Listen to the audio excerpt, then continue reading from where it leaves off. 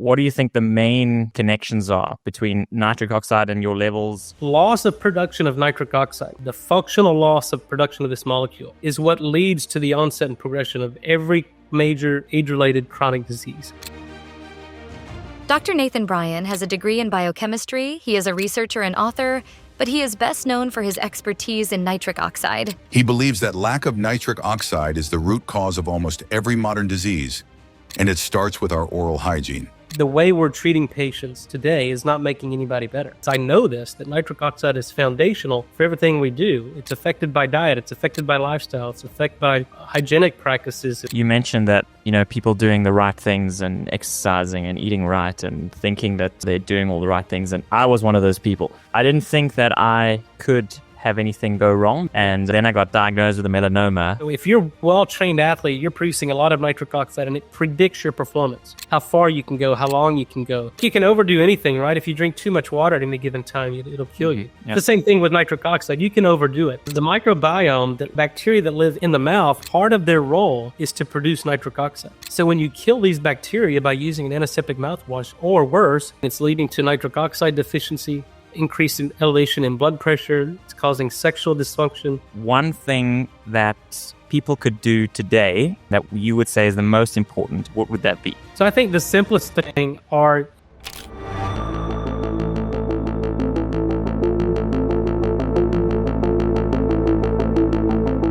Guys, this is a brand new podcast, and the goal is to interview the most iconic figures in sport and health from around the world.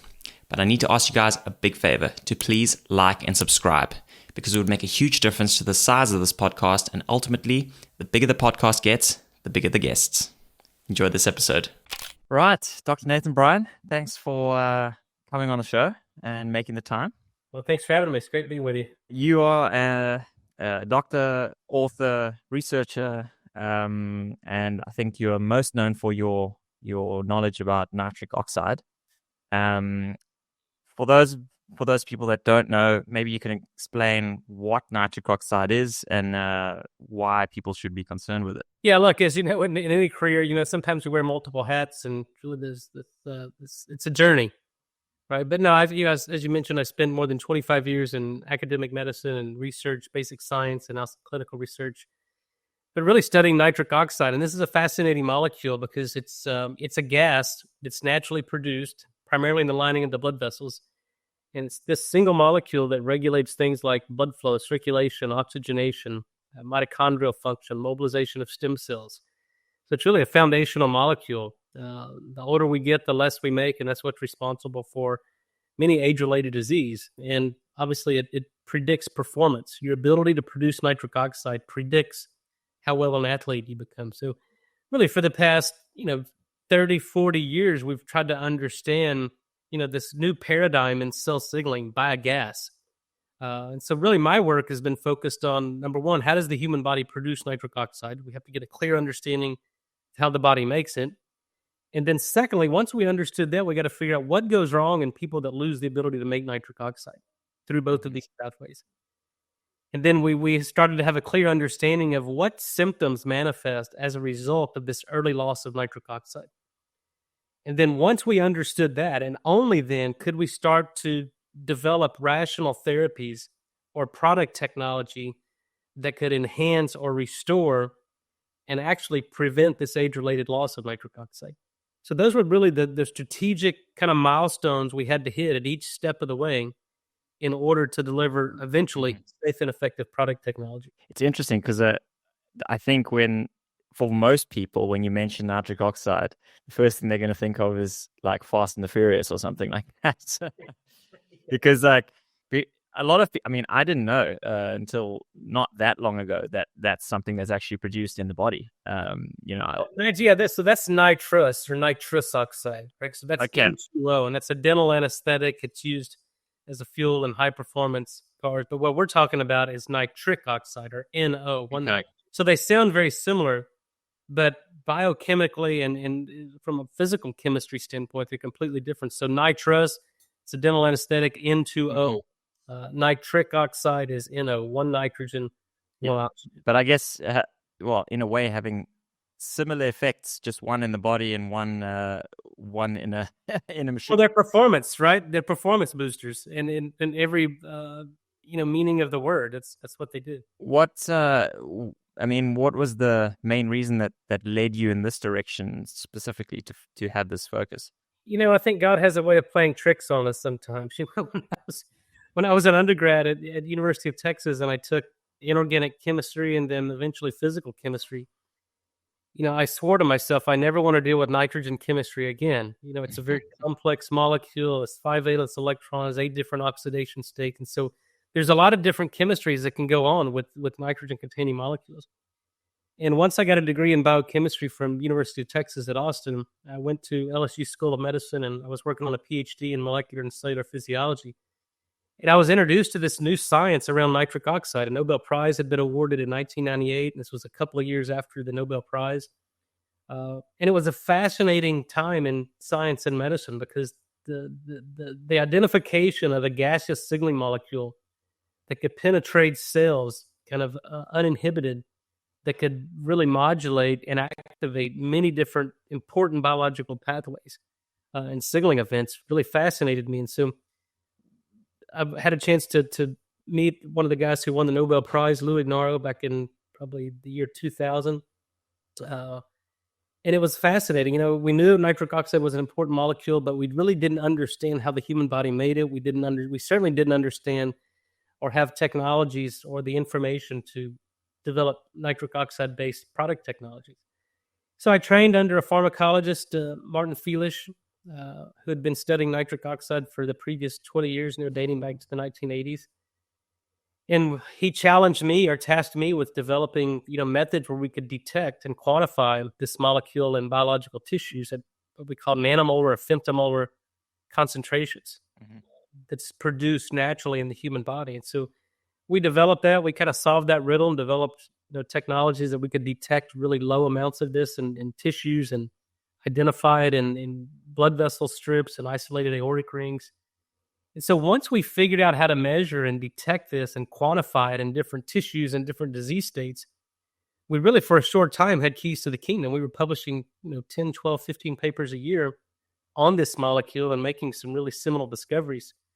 And that really, I made a name for myself early on as a student, then as a cardiovascular fellow at Boston Medical Center. And then I was recruited by one of the other gentlemen who won the Nobel Prize, Fred Murad, to start my independent research career as a professor of molecular medicine at University of Texas Medical School in Houston. So this whole, these series of discoveries, and really it's, just like anything, sometimes it's not what you know, but many times it's who you know and people being in your life at the right time and kind of direct you. And so that was my journey. And it was at University of Texas where I spent really the first year of my independent career. Just, I had these ideas, I had these thoughts that if we could make nitric oxide gas, we could really change the world and change the landscape of medicine. So for the first year, I just spent a year in the lab by myself doing experiments, collecting data, filing invention disclosures, filing patents. And then, 20 years later, here we are. We've got several dozen issued patents all in the U.S. and around the world. We have safe and effective product technology that's changed the lives of millions of people. And you mentioned, changing the world. And, I see so much, there's so much disease, and so many sick people today.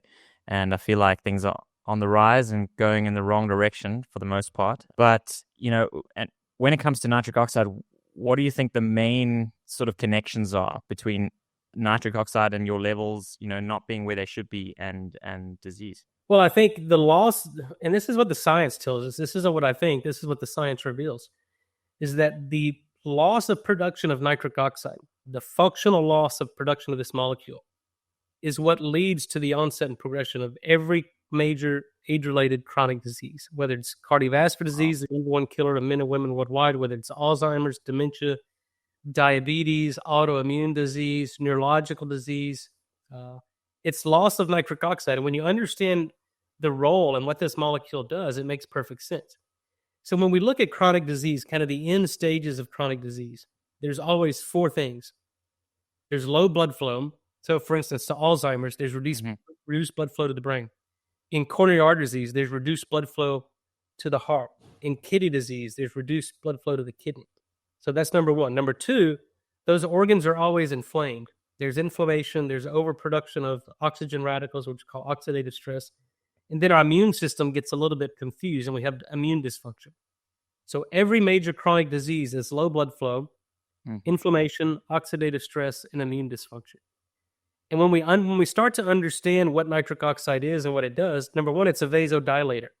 So it dilates the blood vessels, every blood vessel in the body, the resistance arteries that maintain normal blood pressure, and the small blood vessels that actually perfuse every organ, tissue, and cell in the body.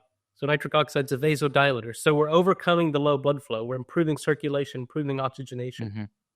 And we also mitigate the inflammation. Several of my patents are on the method of reducing inflammation. So nitric oxide downregulates the inflammatory response. So that's 2 out of 2 boxes we check. Number 3, it inhibits oxidative stress. We and others published 10, 15 years ago that nitric oxide inhibits the 3 primary sources of oxygen radicals in the cell: NADPH oxidase, uncoupled electron transport chain, and the NOS enzyme itself. So when we restore the ability to produce nitric oxide, we completely shut down the oxidative stress we see in diseased organs or chronic disease. And then number 4, we inhibit the immune dysfunction that we see. So once you eliminate the oxidative stress and inflammation, the immune system can get back on track and heal and repair tissue and fight off infections, but it's not attacking itself. So we've cleared up the terrain. We've cleared up the environment where the immune dysfunction can no longer occur. So simply by restoring the production of nitric oxide, we address all fundamentals of chronic disease. Now, I think obviously in many conditions, there reaches a point in every disease process where there's a point of no return. So what we're trying to do is change the narrative in medicine, because medicine all over the world is a reactive practice, right? You don't take action until you get sick or have an event or get disease. What I hope to do, and why I always welcome opportunities to have conversations like this, is let's be proactive. It's much simpler to prevent the onset and progression of disease than it is to cure it, treat it, or reverse it. So we have to pay attention to our body, and our body tells us all the time that something's not right, and we just got to listen to our body. So when you start to develop things like high blood pressure, erectile dysfunction, when you don't recover as quickly as a professional athlete such as yourself, that's your body telling you, hey, I'm not optimized.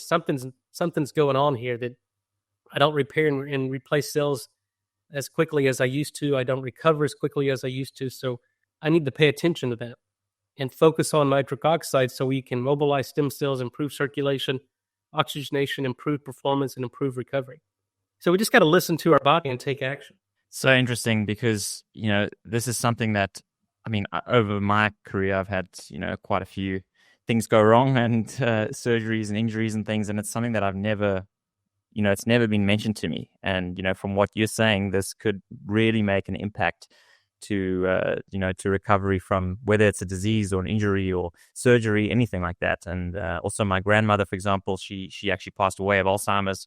Right. And you mentioned the effect of that. And it's something that it's sort of not really, I don't know if it's not mainstream. It's just not, the average doctor doesn't talk about it. And it's really frustrating. Well, we're hoping to change that. I speak at, 30 to 40 medical and scientific conferences a year all around the world trying to change that. And I think there are a number of reasons for that. So number one, in allopathic medicine, there's really not a way to diagnose nitric oxide deficiency. There's no labs like cholesterol or triglycerides or vitamin D where we can pull blood and give you a number and then treat that number.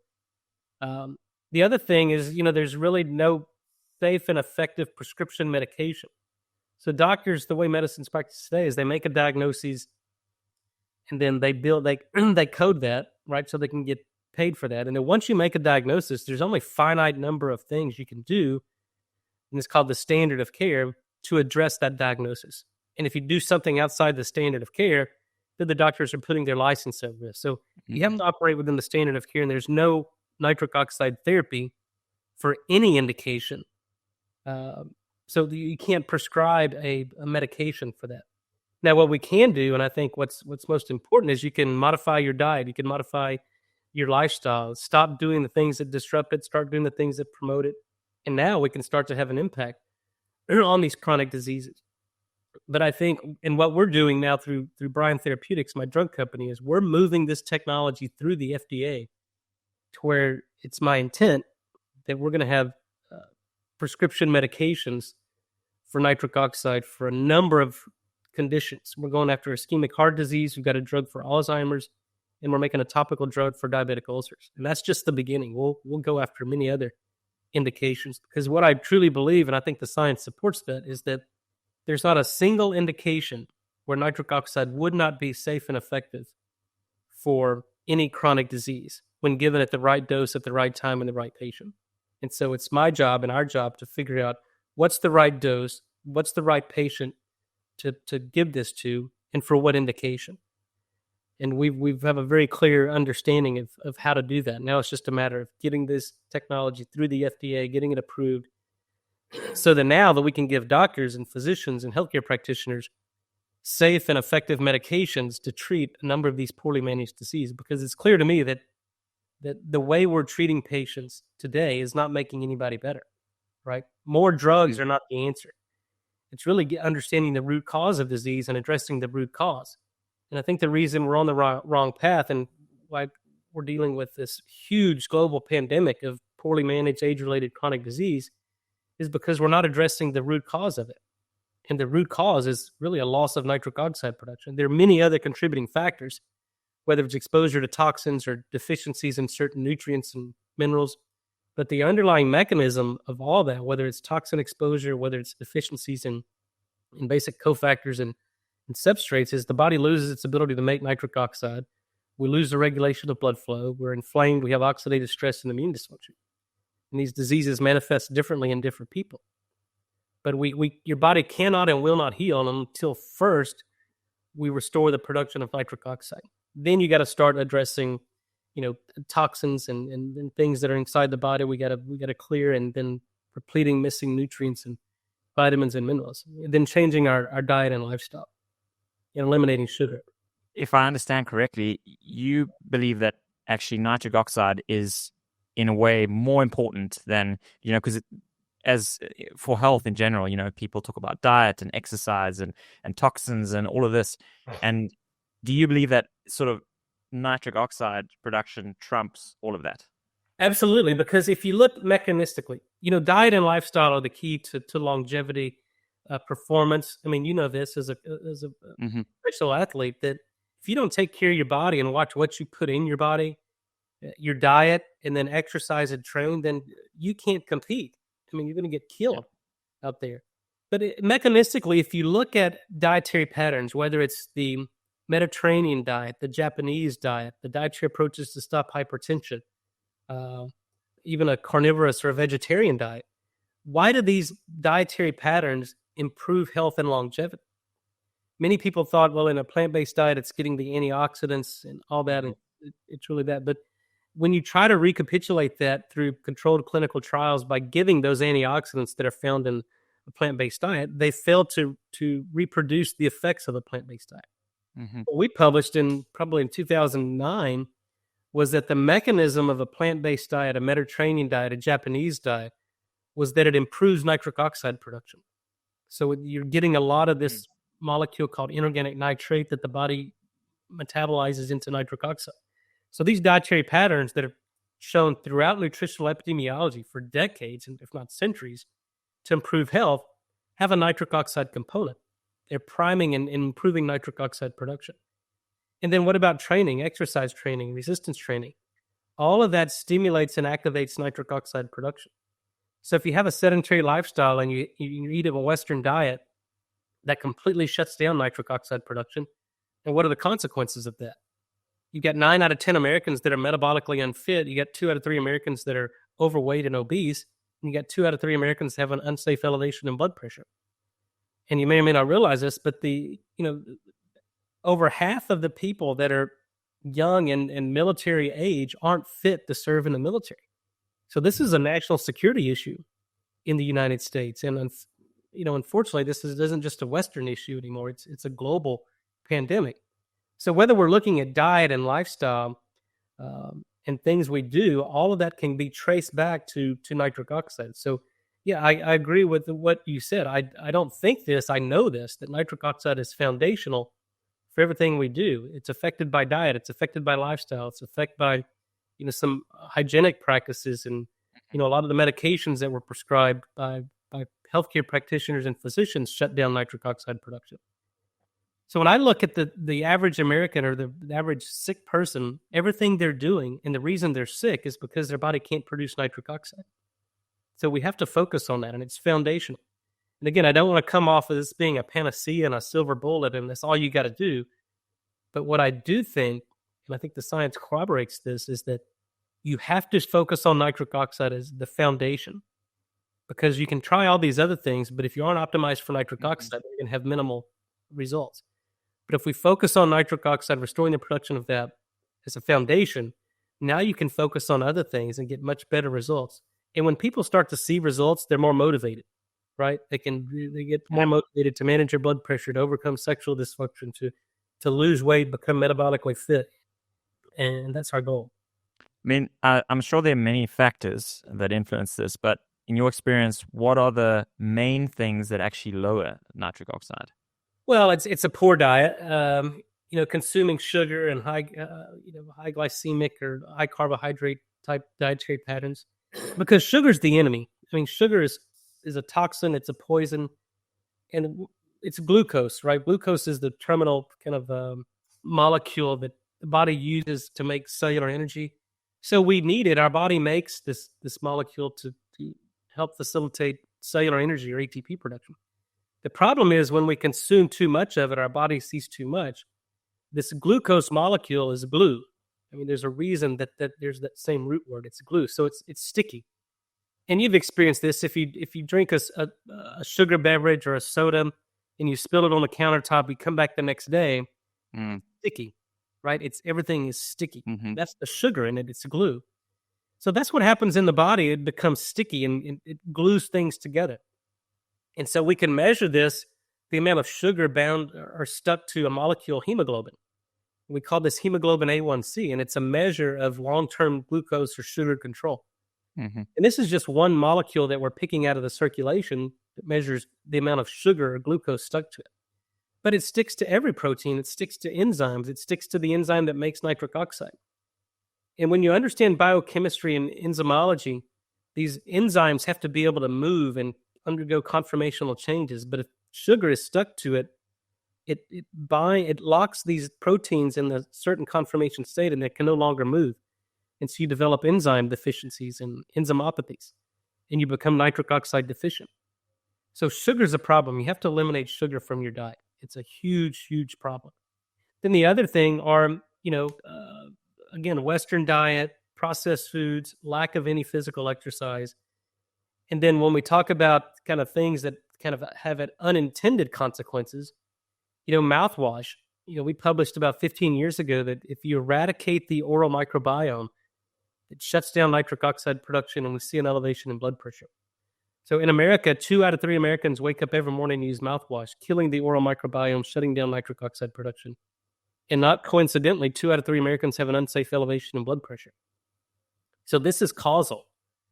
Now, so the microbiome, the bacteria that live in the mouth, part of their role is to produce nitric oxide. So when you kill these bacteria by using an antiseptic mouthwash, or worse, you use fluoride in your toothpaste. And in America, we put fluoride in the drinking water. And why do they put fluoride in the drinking water? Well, to kill the bacteria in the water supply. Well, that same fluoride kills the bacteria in your mouth. So we're creating an aseptic environment in the mouth, and it's leading to nitric oxide deficiency, increase in elevation in blood pressure. It's causing sexual dysfunction. It was published several years ago that people who use mouthwash actually lose the benefits of exercise. They lose the cardioprotective benefits of exercise. So think about this, and people have good intentions, right?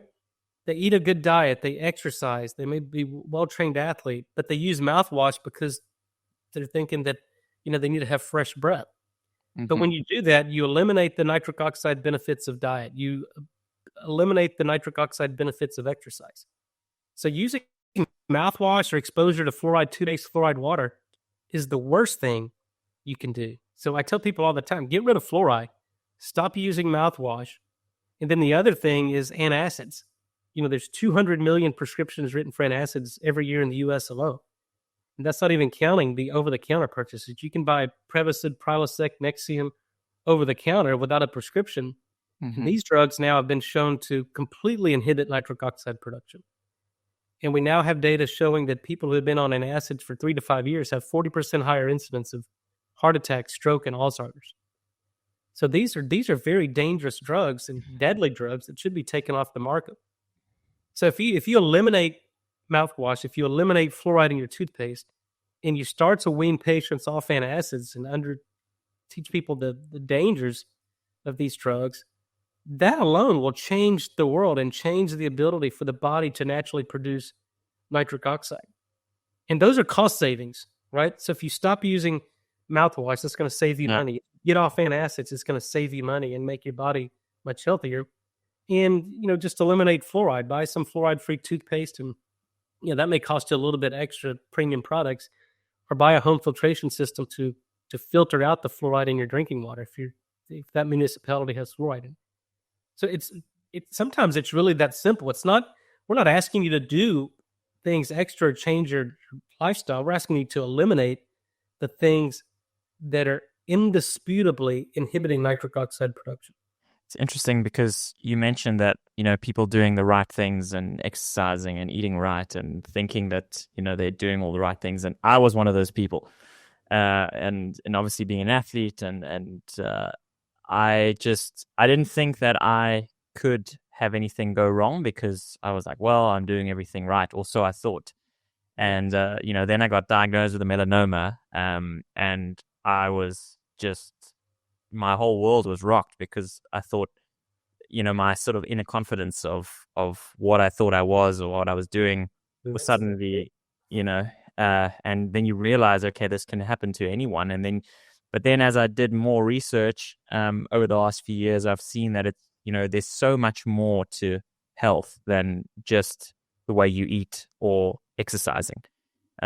Like something like nitric oxide or sleep, stress, there's relationships, there's so much more. And I think a lot of people don't have any idea, and I hear it all the time when someone, they're super fit, they're a tire athlete or something like that. And then they get sick and, they get cancer or something. And then someone says, oh, well, you see, it doesn't matter if you healthy or not, and I think just people don't realize like how much goes into it. And you mentioned also about the mouthwash and fluoride in the toothpaste. I mean, I was using mouthwash actually until I saw another podcast with you on it, until you mentioned the mouthwash, and I subsequently stopped using it. And also, I mean, both my parents are on antacids as well, and it's hard, because especially when you have information like coming from yourself and listen to podcasts and things, but I'm not a doctor. So when people hear the information from me, they often don't believe me. I mean, once you understand this, and I think the benefit from my perspective, having a degree in biochemistry and a PhD in molecular cytophysiology, really learn how to integrate mechanistically the biochemistry that happens in every cell in the body to understanding how you integrate this into human physiology. So cancer is a terminal process in metabolic disease, right? Cancer is a metabolic disease. This goes back to Otto Warburg and the Nobel Prize and his work from the 1940s. And when you understand what cancer is, it's what we call aerobic fermentation.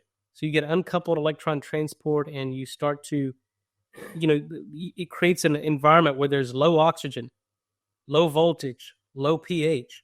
Mm-hmm. And that's cancer. That's an environment where cancer cells grow and proliferate. So how do you overcome that? One, you got to recouple the electron transport chain, which nitric oxide does. You've got to get adequate blood flow and oxygen delivery to that hypoxic site, which nitric oxide does, vasodilates. And you've got to restore the voltage. And interestingly, the physical chemistry around nitric oxide is it's a free radical, meaning that it has an unpaired electron in its outer orbital. And anything that donates electrons contributes to the electrical potential or the potential hydrogen, the pH of the cell, increases voltage. So nitric oxide is one of those things that contributes to increased voltage. So cancer, again, there are a number of things that contribute to cancer, but terminally, the final step in that is this low oxygen, low pH, low voltage environment that you have to overcome. Now, I think a lot of this contributes to dental infections that contribute to that. But that's, the point here is that cancer is a metabolic disease that you have to address the metabolism. It's not a genetic disease. Genes change in response to the environment. But you have to control the metabolism of that particular cell or environment where that primary tumor is. And then we talk about stomach acid. Our body, there's a reason our pyloric cells of our stomach make hydrochloric acid. Because in order for us to absorb nutrients like iron, calcium, magnesium, selenium, chromium, iodine, we have to have stomach acid production. In order to break down proteins, so the food we eat, whether it's plant-based or animal-based, humans are never designed to integrate foreign proteins, right? We don't integrate animal proteins into the human protein machinery. We don't integrate the plant-based proteins. What we do is we consume these proteins. Proteins are made up of amino acids. And when we have sufficient stomach acid production, that allows for the breakdown of proteins into the constituent amino acids. That happens in the stomach, and it's 100% dependent upon stomach acid production. So now we have these amino acids that are emptied into the duodenum, the small intestines. We absorb these amino acids, and then we make human proteins from amino acids that we get from plant or animal proteins. But never do we integrate animal proteins or plant proteins into the human protein machinery. So without stomach acid production, because we're inhibiting it with antacids, now we can't break down these proteins into amino acids. These undigested peptide fragments are now emptied into the small intestines. They're transported across the gut lining. And now the body recognizes these as foreign molecules, and our immune system attacks it. And that's the basis for autoimmune disease. So even when my kids were babies, they'd spit up, the doctor would put them on antacids. And once we understood this, we said no antacids. And I think that's the basis for a lot of food-based allergies today, autoimmunity. We have to be able to support stomach acid production in order to break down proteins into amino acids, to absorb basic nutrients. In the U.S., 75% of Americans are deficient in magnesium, calcium, iodine. And why is that? Well, number one, we're not getting enough from the food. And number two, if we can't make stomach acid, we can't absorb these. And going back to the days of Linus Pauling, who is famously quoted as saying that chronic disease is caused from nutrient deficiency. I think that's part of it. It's nutrient deficiency, but it's also exposure to toxins that, as I mentioned, completely shut down nitric oxide production. So once you understand how the human body works and why it does what it does, the last thing and the worst thing we should do is inhibit that process, that natural process, through antacids, through giving synthetic compounds that inhibit normal biochemical reactions. Cholesterol-lowering drugs, these HMA-CoA reductase inhibitors, are very dangerous drugs and should be avoided because we need cholesterol. The brain's 80% fat and cholesterol. Mm-hmm. And our body makes cholesterol naturally because if we don't get it enough from our diet, our body has to make it. That's how essential it is. So the worst thing you can do is inhibit cholesterol synthesis in the human body. But if there's a recipe for chronic illness, and it goes like this: get your cholesterol below 200, because if your cholesterol is below 200, you can't make vitamin D. You can't make vitamin D, you become immunocompromised. And you can't make testosterone, and women can't make estrogen. So get your cholesterol below 200. Put fluoride in the drinking water, and then get everybody to use mouthwash to completely eradicate the oral microbiome. And all you got to do is turn on your TV and watch all the advertisements for antacids. And then eat a Western diet and follow the government's dietary recommendations. Eat a lot of grains and carbohydrates and limit meat consumption. I mean, that's a recipe for chronic illness. And that's what we're seeing around the world is chronic illness. So we have to reverse that. And I think there's a number of forces that are contributing to that, because big pharma is $1 trillion industry. And the number one rule of business is never lose a customer. And they play by those rules all the time because there's no money in curing disease. There's money in treating disease. I'm a firm believer of that. And as you know, people say that it's a conspiracy theory and this and that, but I mean, honestly, it makes total sense. I mean, if you just think about cancer, for example, and how much money, how many billions of dollars, the medical industry is making from chemo and radiation and all of that. And so, if there was suddenly a cure, for cancer, it would definitely lose their money, a lot of it. So why would they don't want people to be better? They would want people to live, but just kind of tick along, but keep coming back and keep getting medicated. So, as horrible as that sounds, I definitely believe that. You mentioned also with the antacids, interesting, because most people take antacids for something like GERD or reflux.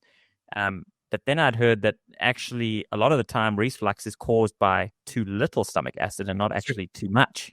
No, that's right. Because when the human body is much smarter than any of us, right? And a lot of times we just got to get out of its way. So when we talk about breaking down proteins into amino acids, and if we don't, then our body sees it as a foreign substance. So if we have low acid production, we're going to get reflux disease, because if the stomach can't break down those proteins into amino acids, and we have these undigested peptide fragments or protein fragments in the stomach, and the stomach is saying, hey, this is foreign. I need to get rid of this. I need to get this out of my body. And so what does it do? It tries to expectorate it. Mm-hmm. And so what happens, what little acid is there, you start to burn kind of the juncture, the sphincter that closes into the stomach and from the esophagus. So you get some reflux, and it's uncomfortable, and it's a burning. So they think, okay, it's the acid that's causing the burn, so let's give an antacid. Mm-hmm. And it exacerbates and makes the condition worse. So it does relieve the kind of the acute symptomatic burning from acid reflux, but it's making the process work. It's masking and preventing the body from doing what it's designed to do, is get rid of the foreign material. If we eat something that has E. coli or a foodborne pathogen on there, mm-hmm. What's the first response? We throw up, yep. Right? Because that's our body saying, I got something really nasty inside it. I need to get it out. What's the quickest way to get it out? Well, if it's in the upper GI, we throw it up. If it gets down further into the GI system, what does it do? It creates diarrhea, because our body I got to get rid of this as fast as possible. So it depends upon where in the GI tract the body recognizes it. But foodborne illness is always the same symptoms. It's throwing up followed by diarrhea. And that's the body's way of getting rid of this bad thing in the body. And the same thing happens when we can't make stomach acid. It's the body trying to get rid of this undigested food particle that it recognizes as foreign. So I tell people, if you have reflux, now they become dependent upon antacids, because anybody who's tried to stop antacids cold turkey will understand that this is a very bad idea. I tried to convince my father to do that, and I think he stopped for 2 days and then told me I was mad. No, you have to wean off of these drugs. So I tell people, whatever dose you're taking, cut it in half and do that half dose for 10 days. Then after 10 days, do half dose every other day for 10 days. And slowly you'll eliminate these drugs out of your body, and where you won't get this hyper rebound or hypersecretion of acid if you stop cold turkey. But then before every meal, just take some apple cider vinegar, which is basically just flavored acetic acid, to acidify the lumen of the stomach. Now when you eat your meal, you can absorb nutrients, you can break down the proteins into amino acids, and you eliminate the reflux. And now you eliminate the need for these very dangerous and deadly drugs, antacids. I actually took something called betaine hydrochloride tablets. Because I occasionally had reflux as well at a stage. I haven't for now quite a long time, and I don't always take the tablets. But that was something. And also, I avoided drinking a lot of fluids before and after meals. I found that made it way worse. It obviously makes sense, because you're now watering down the acid that you have in your stomach. That's right. You're diluting the stomach acid. So those are very. I mean, to you that was common sense, but you saw the results from that. Yeah. But again, when you look back at kind of mechanistically and scientifically why that is, I mean, you hit the nail on the head. It's diluting the acid that's being produced naturally in the stomach and really inhibiting the body's ability to break down proteins and to absorb nutrients from your diet. So it makes perfect sense. Yeah, I mean, it does make also sense. I get why people think that because they're getting this burning sensation that that they've got too much acid. And when I first got explained that, it made sense as well. But then, once you see more research, you realize that is actually a different way to look at it. Well, there's also offending foods we eat too. I mean, I try to eat a good, clean, healthy diet that, I travel a lot on occasions. My kids want to, I'll eat a piece of pizza and I regret it, 20, 30 minutes later because it's offending, and so then I just avoid those foods. And so if you can eliminate the offending foods, and everybody has kind of their own tolerance to those, but if you eat a good, clean diet and eliminate the offending foods that cause reflux and just follow these simple principles, then it goes away. And okay, so going slightly back to the the nitric oxide again. Besides we talked about now the disease. Besides that, are there would there be any other symptoms that people would notice on a day-to-day basis that would tell them, okay, maybe I've got an issue with this? Yeah, we're starting to understand there's a hierarchy of symptoms, right? So when your body can't produce nitric oxide, there are things that start to show up, and it's your body telling you, hey, something's not right. What we're starting to understand, really the first sign and symptom is sexual dysfunction. And this is in men and women. And when you think about this, it makes perfect sense. So to get an erection in either men or women, you have to get engorgement, right? And engorgement is really just an increase in blood flow to that organ, whether it's the penis or the clitoris or the labia. And so that increase in blood flow comes from the body's ability to produce nitric oxide, the main vasodilator. So if our body can't produce nitric oxide for whatever reason, then when we're stimulated sexually, there's no vasodilation, there's no engorgement. So we develop erectile dysfunction in both men and women.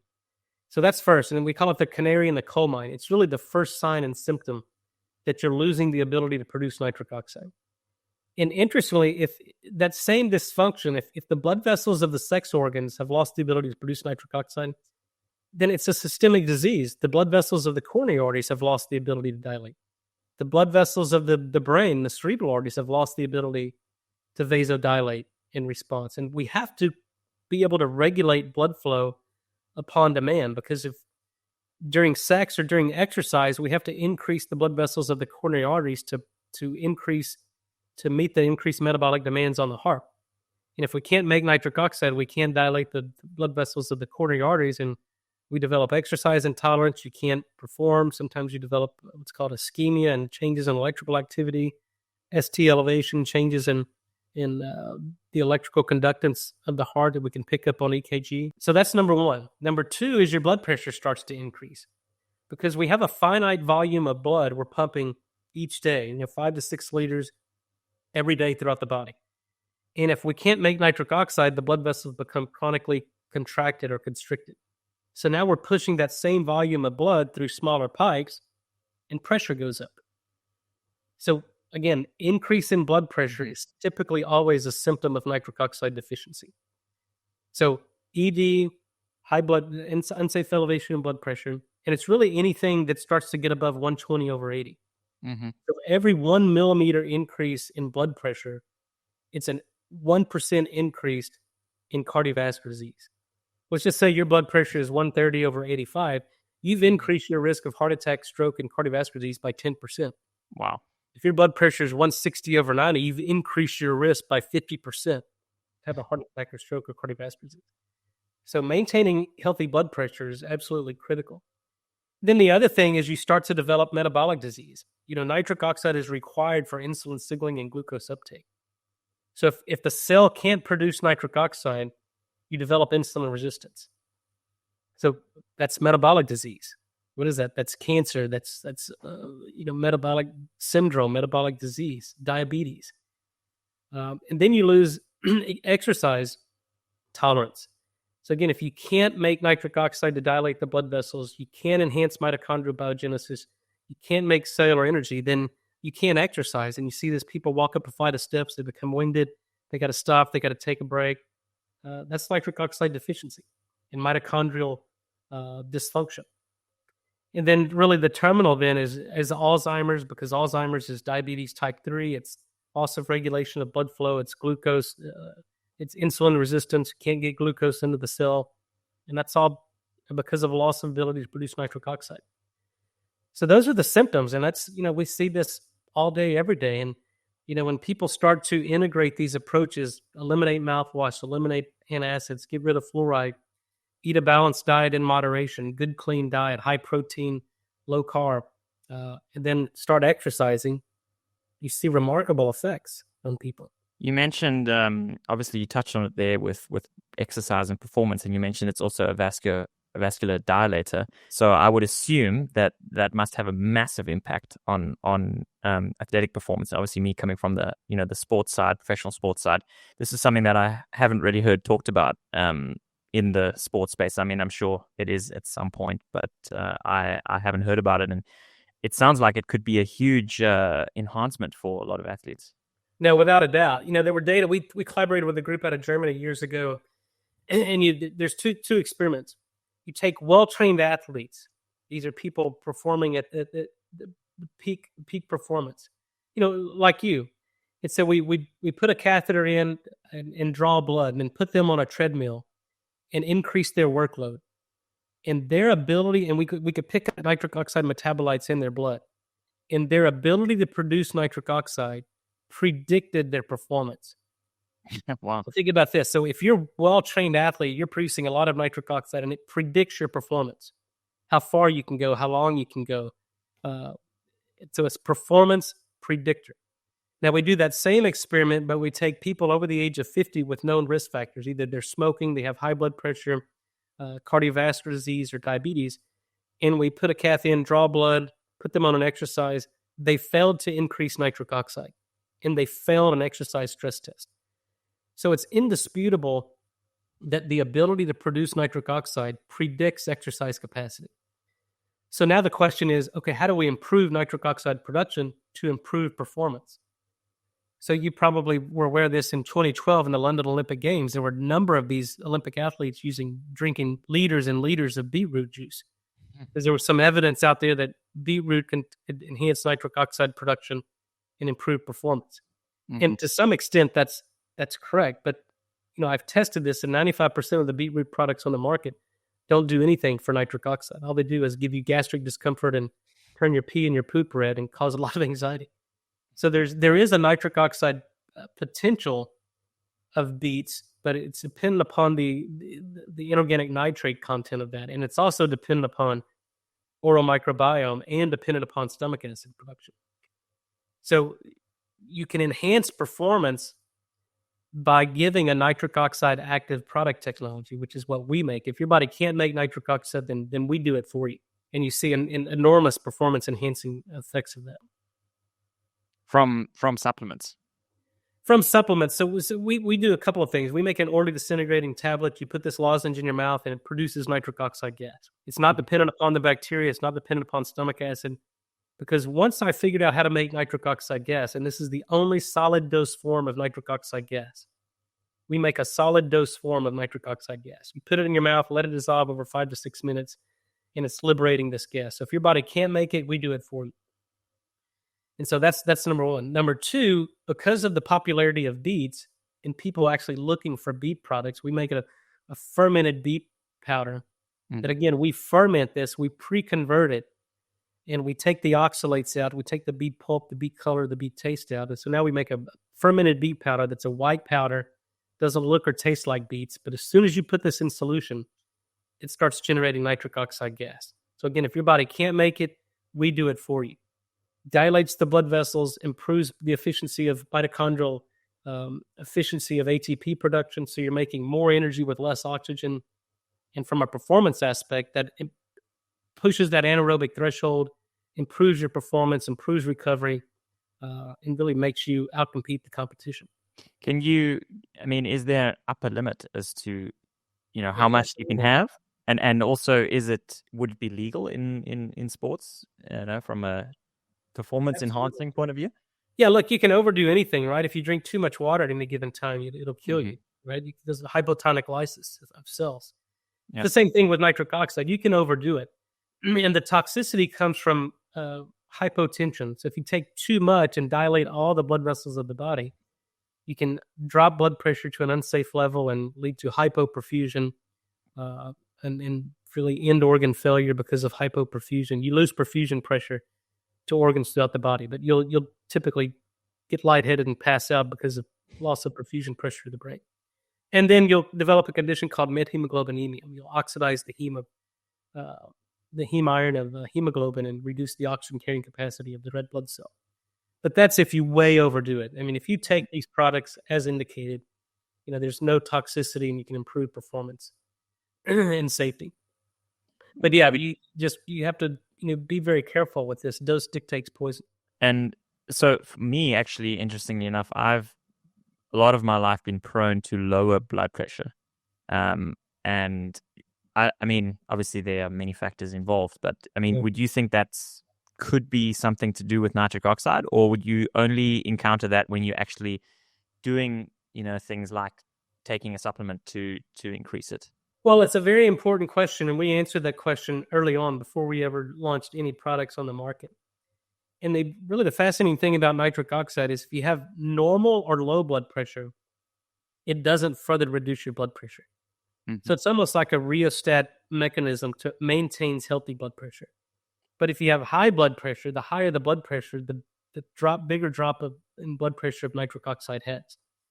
So through 24-hour ambulatory blood pressure monitors, my blood pressure at any given time is 118/68. I take nitric oxide, I take our products, and the blood pressure doesn't change. We've done that people that have, severe hypothyroidism, which blood pressure of, say, 100/60. We give them the nitric oxide, there's not a further drop in blood pressure. So it's a very important consideration because we don't want to drop blood pressure in people who don't need their blood pressure dropped. But I think from my experience, people with chronic low blood pressure is typically a thyroid issue. Mm-hmm. Your thyroid really sets your basal metabolic rate. And people who have really low diastolic blood pressure is really a sign and symptom of hypothyroidism. So I tell people, get your thyroid checked, check your temperature first thing in the morning when you wake up. If it's below 98, doesn't matter what your TSH, T4, T3 is, your thyroid isn't working if your temperature is below 98 when you wake up in the morning. So then you got to figure out, why isn't my thyroid working? Why is my blood pressure low? Well, you're probably deficient in iodine. 95% of Americans are deficient in iodine. So supplement, I take 12.5 milligrams of iodine per day to stimulate my thyroid function. You need iodine to make stomach acid, hydrochloric acid from pyloric cells. So we need iodine for a number of important biological functions. It's interesting because I've often, I would say as I've gotten older, it's gotten a bit higher, but when I was younger, I had chronically low blood pressure. And my mother, actually, I think I got it from her because she had, she's always got, sometimes she's got like 98/58, it's really low. And, I think that, I don't think she's ever looked into something like an iodine supplement or her thyroid. So that's, Yeah, but the problem is if she goes to her doc and does a thyroid panel and looks at her TSH, T4, T3, reverse T3, it's going to be, a lot of times they'll say it's in the normal range. Mm-hmm. Well, the only really readout of normal thyroid function is your basal metabolic rate and your temperature. And so that's when you wake up in the morning, as soon as you open your eyes, your temperature. If your temperature is below 98 degrees Fahrenheit or 37 degrees Celsius, your thyroid isn't working. I don't give a shit what your TSH or your thyroid isn't working. That's the readout. And then you got to figure out, okay, why isn't my thyroid working? Am I deficient in iodine? Do I have an elevation of reverse T3 that's inhibiting, normal thyroid function and thyroid binding? Do you have a downregulation of your thyroid hormone receptors? There are a number of things that contribute to that, but the biochemistry is, and the endocrinology is very well elucidated. You just got to ask the right questions and figure out what the deficiency is. What about something, we obviously touched now on performance. I'm assuming that something like injury recovery, after surgery or something like that, it would have a big effect on that too. In the early 2000s, late 90s, it was first published that nitric oxide is the molecule, is the signal in the body that tells our own stem cells to mobilize and differentiate. And it's stem cells in our body that go and repair and replace dysfunctional cells, whether it's old kind of zombie cells or senescent cells, or if it's an injury and we got to go and repair and replace, whether it's a surgical incision, scar, then our body has to replace those cells and repair and replace those cells that don't work. And it's nitric oxide that's produced that tells those stem cells to mobilize, differentiate into whatever cell type they need to. So again, if your body can't make nitric oxide, it's deficient or compromised in its ability to make nitric oxide, your ability to repair and replace and recover is compromised. Because what we're finding is we don't lose the number of stem cells with age. We lose the ability to mobilize our resident stem cells with age because of this age-related loss of nitric oxide. So if you can, again, restore and recapitulate nitric oxide production and signaling, you can mobilize stem cells and recover much better from injury, from surgery, or from whatever. So I'm sure that most people want to be able to increase it, including myself. And so, I mean, you've touched on it a little bit already, but if someone didn't want to take anything, they didn't want to take a supplement or something like that, when it comes down to diet, you mentioned avoiding sugar. Are there any other things diet related that people should either eat or not eat or not drink? We talk about coffee, or if it's a carnivore diet, ketogenic diet, are there anything, from that's better or worse? Yeah, again, we look at data. We're driven by data. And if you look at the nutritional epidemiology, I'm not a big fan of these extreme diets, like the straight vegan, vegetarian, or straight carnivore, keto. I think there may be a time and a place for those extremes. The data on people with advanced coronary artery disease, you put them on a plant-based diet, it can reverse disease, regress disease. Work of Dean Ornish and Caldwell Esselstyn and my good friend Joel Kahn. That data is really pretty remarkable and indisputable. And then if you look at straight carnivore, again, I think it changes the metabolic flexibility of people. But what I think the common denominator in both of these so-called extreme diets is really the elimination of sugar and simple carbohydrates. But I think what I do is I eat a balanced diet in moderation. I eat a lot of protein, red meat, throw in a few vegetables, but I really limit simple carbohydrates, high glycemic index foods, try to avoid sugar when I can. And I exercise. We have to move. We have to burn calories. We have to stay active. But yeah, I think a balanced diet in moderation. I'm a big fan of intermittent fasting. I do an 18-hour fast every day. I think the data on that and inducing these longevity genes, inducing mitochondrial biogenesis, and increasing your metabolic flexibility is really indisputable. So only eat between 12 and 6, typically what I do. Eat a light lunch, a high protein meal no later than 6 o'clock in the evening, and then I fast until noon the next day. But I think, everybody's different. There's not a one size fits all. You got to figure out, you as a competitive athlete, the metabolic demands on you are different than me, who just, I'm not a competitive athlete. I'm, kind of what I call a weekend warrior. I want to stay fit. I want to stay in shape, but I'm not out competing at the highest level. Cognitively, I think I am. I'm a competitive athlete there because, I live and work in a very competitive field, and I've got to outperform my competition, but not outperform them physically. I got to outperform them mentally and strategically and execute on that. So I have to maintain a competitive environment cognitively, and that requires, eating the right foods and staying metabolically fit. What about from the food side? What about something like bacon? Because it's got nitrate in it. And then the other thing is with fasting, what about longer fasts going, 2 days, 3 days? I've heard obviously the benefits of that. So, what are your views on those? Well, bacon, the processed meats, where sodium nitrite or celery salt's added to these cured meat products, we've tested this. We published this back in 2015. There's very little residual nitrite or nitrate in these products because the nitrite they add reacts and binds to the iron of myoglobin and forms this cured meat color, inhibits bacterial overgrowth. But there's very little residual nitrite in that. So you're not going to get enough nitrite or nitrate from cured meats to lead to any appreciable benefit. But what I tell people is you shouldn't avoid these foods because of the nitrite. There's no issues with cancer or carcinogenicity of this. That was a myth we put to bed about 20 years ago. So you shouldn't avoid those, but you're not going to get enough nitrate from eating bacon or hot dogs or lunch meat, cured meats from that. Good to know not to avoid them. Now, look, I'm a big red meat guy. I eat a lot of protein, red meat, usually every meal. So yeah, I think they're not bad for you; they're good for you. But again, everything in moderation. And on the fasting side, has it got more, doing longer fasts? Because obviously you can overdo it with these things as well. Yeah, the thing you have to kind of combat against is loss of protein and preventing protein breakdown. And I think everybody's different. So usually about once a month or once every 6 weeks, I'll do a 48-hour, 72-hour fast. Okay. And I think what that does is it allows the body to clear these senescent cells. And it changes, it puts your body in kind of a state of acute stress.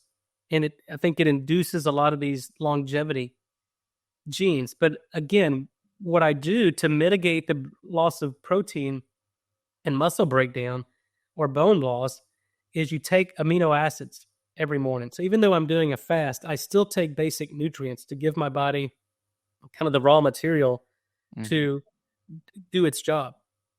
And so what we're finding is that if you take these branched chain amino acids, it prevents protein breakdown, muscle loss, bone loss, and it turns on protein synthesis.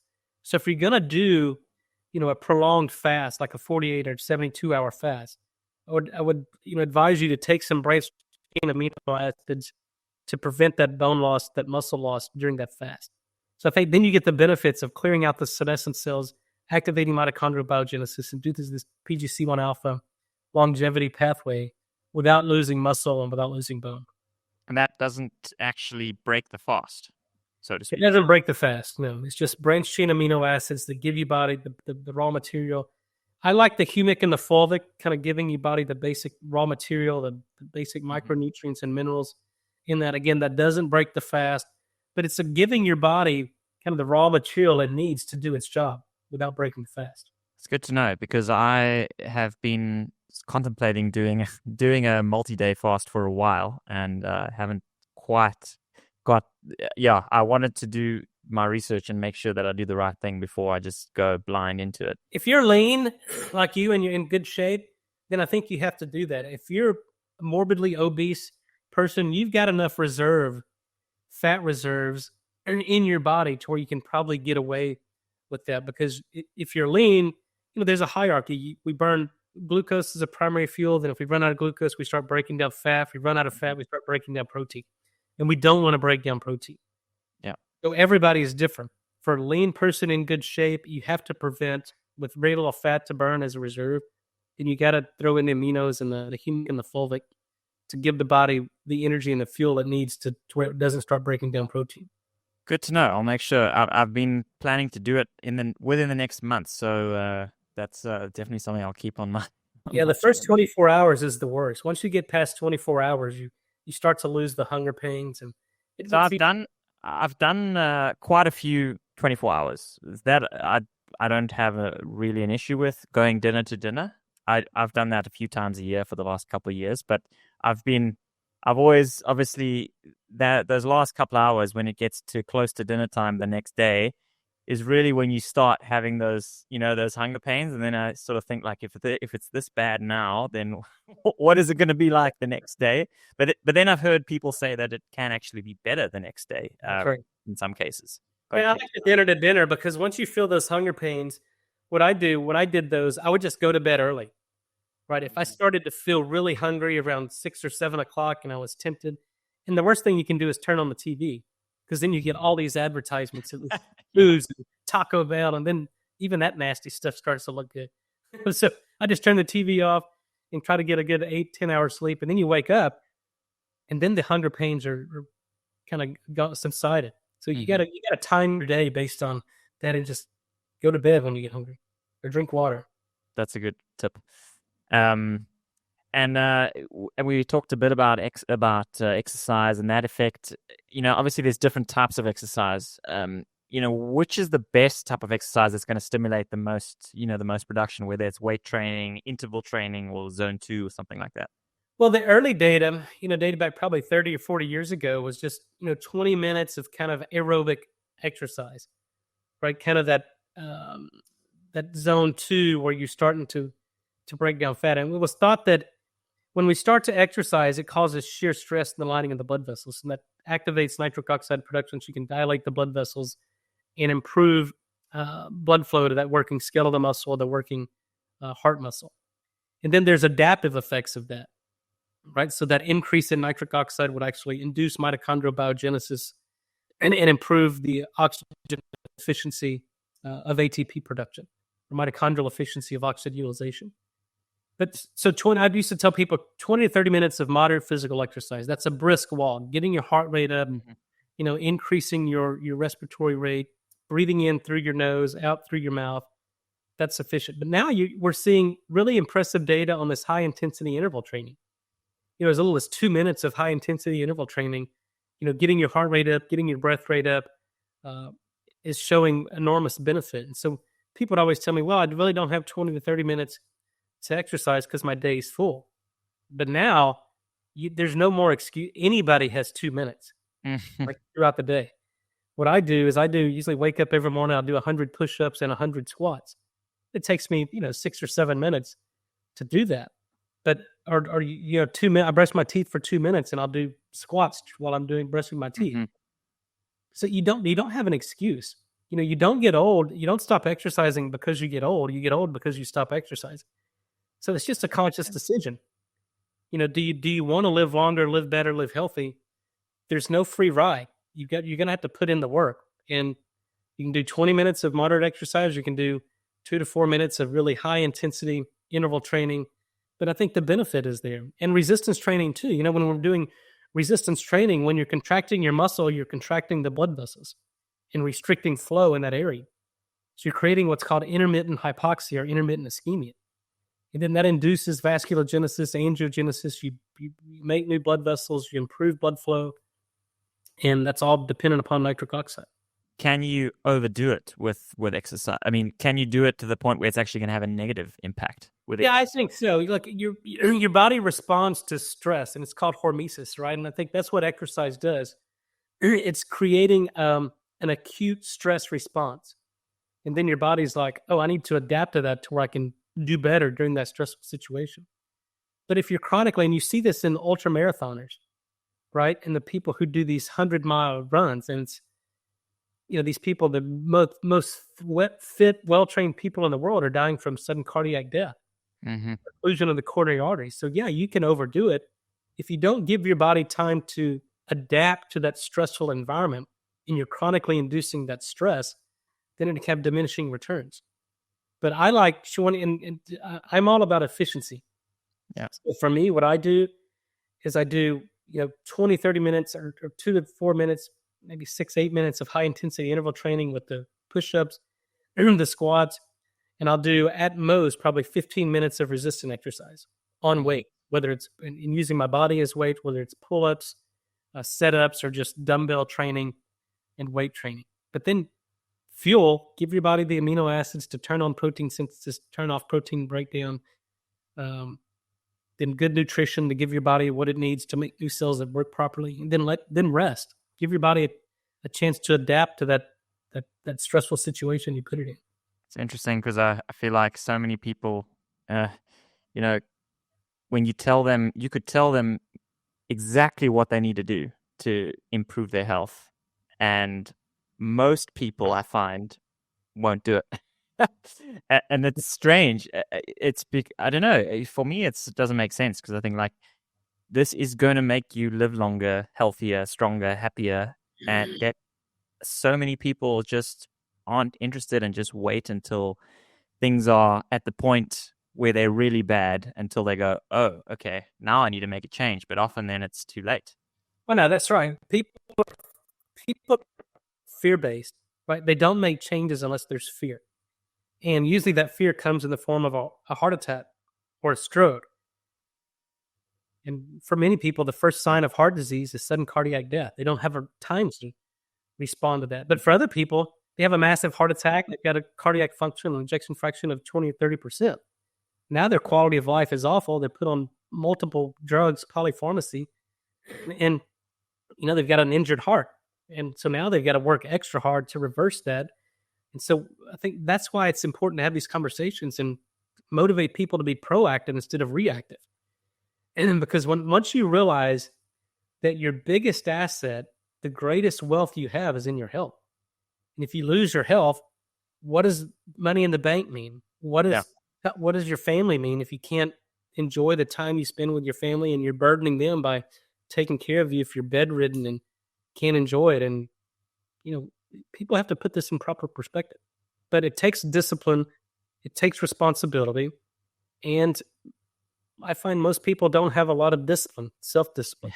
Yeah. And they want to, take a pill and wait for a magic bullet to come out. Well, bad news. There is no silver bullet. There's no magic pill that's on the horizon that's going to make your life better. It's about what you put in your body, what you put on your body, how you live your life. And it's really that simple. But it takes discipline and responsibility. I've seen that as well, and I learned that, I guess. Obviously, a lot of people get caught up in their own world, whether they're an athlete or, in their business career or relationships, whatever it may be. You're so sort of blindfolded against, the outside world, and you think, oh, nothing's going to happen to me. And people get stressed out about things that actually don't matter in the big scheme of things. And until you have a life event, sort of a life-changing event, whether it's an illness or a horrific injury or something. And, I went through that, and my racing career was my entire life, basically. And that's all I thought about and only thing I really cared about, pretty much, and it was the number one thing. And then when I got injured and had all this stuff happen and mental health issues and everything, I realized that all that stuff doesn't matter. Money, fame, death. Like, when your health is not in order, nothing matters. And the only thing that matters is the people that are around you, your family and your friends and the people closest to you, and your health. And it's just it's sad that it takes that extreme to make people realize that, and myself included. Yeah, no, I experienced the same thing.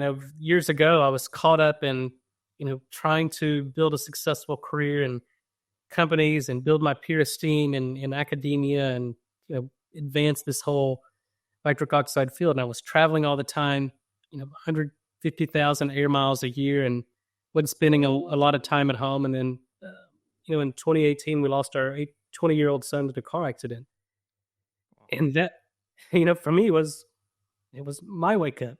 Well, all this may be important, but at the end of the day, it's trivial. And then, so that was my focus. That was my wake up call, and go, I need to be more efficient, be more present at home for the younger boys. And so it happens. It's an event we don't understand, but it's a punch in the mouth, and go, what are your priorities? And then sometimes it's a personal health issue, like a heart attack, a stroke, or cancer or chronic disease, and it wakes people up. But we have to keep things in perspective and realize our greatest asset is our health and our ability to to serve others and leave a legacy and be the best we can be in whatever we're doing. Hopefully we can start to do that with podcasts like these. Yeah, no, I think we got a message out there. Yeah. Well, the last couple of things I was actually interested in, the last couple of changes potentially, is something like what does something like sleep, that sort of effect have on it, on nitric oxide? Yeah, look, sleep is probably the number one thing. I mean, if you're not getting good night's sleep, your body can't repair and regenerate, because it's during sleep that we repair and regenerate. But it's also dependent upon tissue oxygenation. And people who are mouth breathers, people who have obstructive sleep apnea, become hypoxic. You can't make nitric oxide, you can't mobilize stem cells, and you don't repair and replace dysfunctional cells, and you wake up tired. So sleep is absolutely essential, but it's good sleep. It's not just lying in bed and resting. It's actually getting good sleep and being fully oxygenated. So I like this mouth taping for people who are typically mouth breathers, and it forces you to breathe through your nose, because when we breathe through our nasal sinuses, there's nitric oxide producing enzymes in the epithelial cells that, when activated, produce nitric oxide. So when we do deep breathing, nasal breathing, that activates nitric oxide, produces nitric oxide, lowers blood pressure, mobilizes stem cells, and helps us to get better sleep and get better recovery from that sleep. But yeah, if you're not sleeping well, it's a very slippery slope for chronic disease. You don't deal with stress. You're in a bad mood all the time. But yeah, you have to get good sleep. It's interesting. I've actually tried the mouth taping just once out of interest, but I think I am a nose breather anyway, as I found out. But when you do these things and you talk about these ways to improve, people look at you like you're crazy. You tape my mouth tonight when I went to sleep, and whether you're talking about diet or exercise or avoiding this and toxins and this, it's crazy to me that everyone that's not sort of cruising through life obliviously and not worrying about a thing, but also not doing themselves any favors, that's the norm. And the people that are actually trying to do the right things are looked at as the Looney Tunes, Yeah. Well, there's a famous quote that goes back to the 1600s, I think, by Schopenhauer, who was a German philosopher. And he says that all truths go through three phases. Number one, they're ridiculed. The second phase is they're violently opposed. And then the third phase is they're accepted as being self-evident. So these are just fundamental truths based on good science. So when we understand that, yeah, people ridicule you. I've been ridiculed. They're violently opposed. I've certainly been violently opposed by Big Pharma and some of my competitors. But these are self-evident, right? And when you think about when you have the opportunity to have a conversation of why are you taping your mouth, and then explain the physiology and the biochemistry that results from that, of course it's self-evident. But people are always going to ridicule. People are always going to oppose you. But just stay the course. It's self-evident. The world we live in is quite crazy. So the last thing in terms of improvements, is there anything else that people can do? Maybe biohacks. I've heard of things like red light therapy, cold, heat, anything like that. I've actually got a red light panel at home, which I use. I try to use daily. Yeah, there are a number of these biohacks that I use personally, and I'm kind of like the N=1 guinea pig. I try these things on me to see if there's any, and then try to contemplate the science and work backwards to figure, does this make sense scientifically and biochemically? And there are a number of things that really do work. And so my routine, I like red light therapy. I like 20, 30 minutes of sunlight a day, first sunlight. And there's clear evidence in science that shows that certain wavelengths of light will release nitric oxide that's stored in tissue. So if we titrate up our nitric oxide, we're going to get better benefits of red light therapy or even sunlight exposure. So what I do every morning, even this morning before I got on the podcast, was I usually wake up around 5:30 in the morning. I live in Texas, Central Time Zone. And then I have an infrared sauna. And so I'll go and I'll take what's called chlorella and spirulina. These are algae-based products, and they act as binders.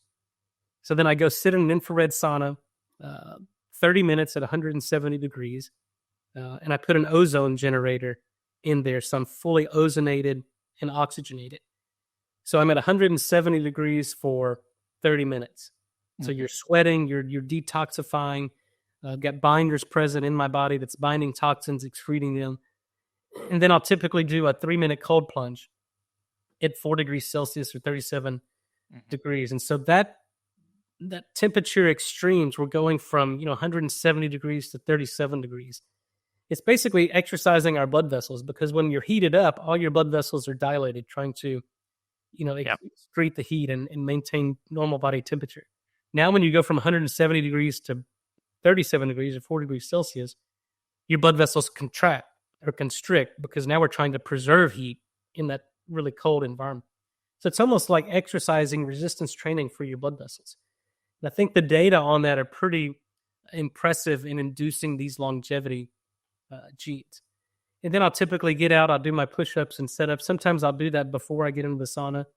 And then I take my amino acids and usually go out. By that time, the sun's coming up, so I go out, sit out naked in my yard and watch the sun come up. I'm grounded, touching the earth. I live in a very rural environment on 800 acres. So I don't have many neighbors. I'd be away with sitting out naked in my front yard. A lot of people may not be able to get away with that.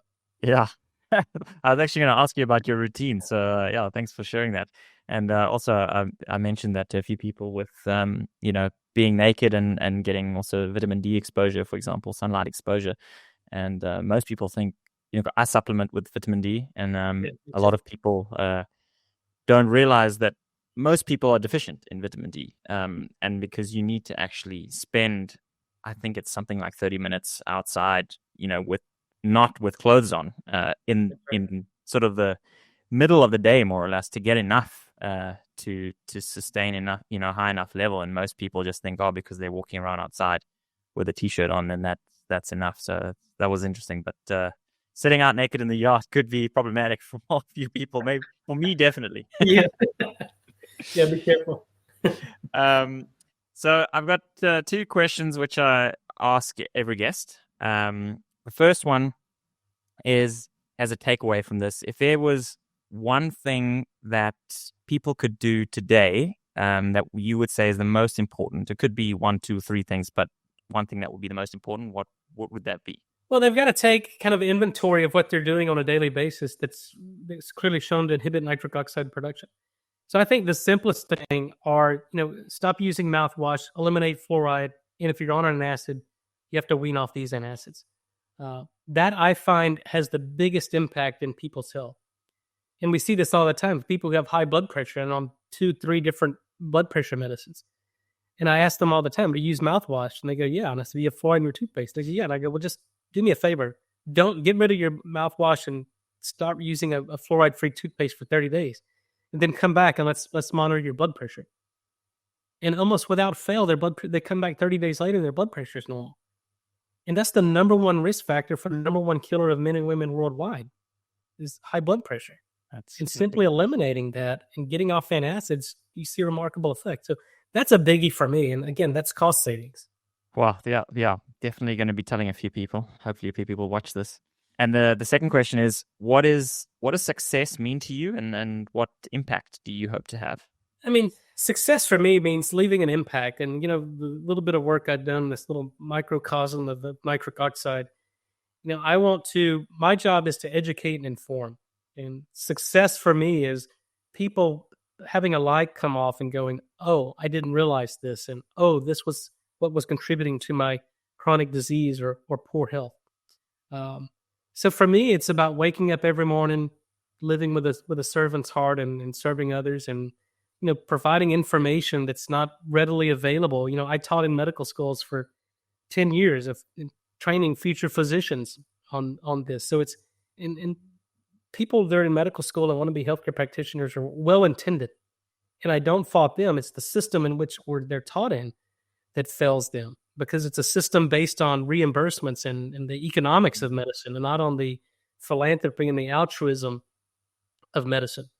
So success for me is just making an impact, giving people little bits of information and making simple changes. And, we can innovate and make product technology and, change people's lives like that. But for me, it's not about financial success. It's really about success for me is changing the narrative on medicine and health and longevity and taking these simple steps every day to restore the production of nitric oxide, to prevent the age-related decline. And then everything else from there is really trivial. Dr. Bryan, this has been an absolute pleasure. And honestly, I think you're in it for all the right reasons. And if we had more people like you, then there would probably be a lot less disease in the world right now. Well, thank you. We've come a long way, but we've still got a lot of work to do. So thank you. And who knows? Hopefully we can chat again in the future. Let's do it.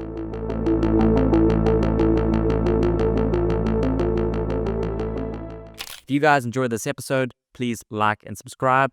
And to see more episodes, click the link right up here. That was iconic.